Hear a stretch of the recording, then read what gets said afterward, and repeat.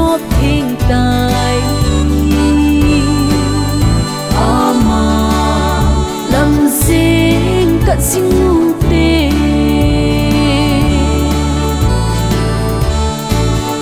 Giêsu lấy anh lên lại chun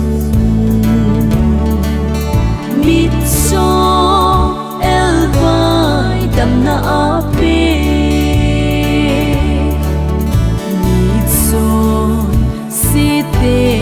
angai đam min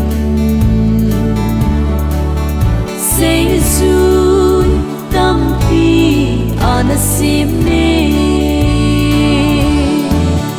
Giêsu lăng về hin na ai cross a ngày đâm nai chân ta son se dâu se a xóp thiên tài mà lâm dinh cận sinh ngu tê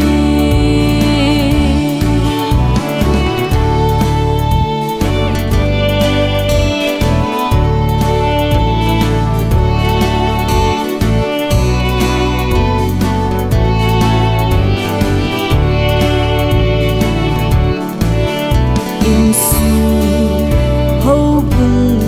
đầm na ding in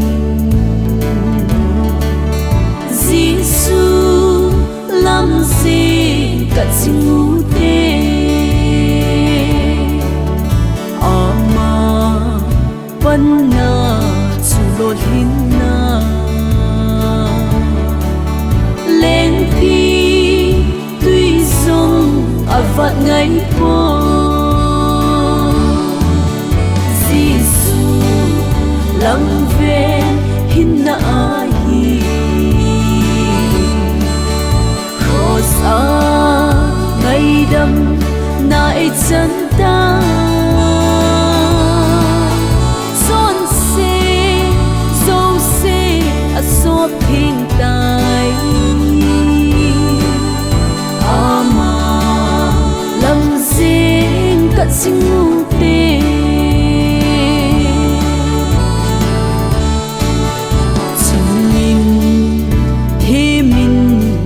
dòng lệ chun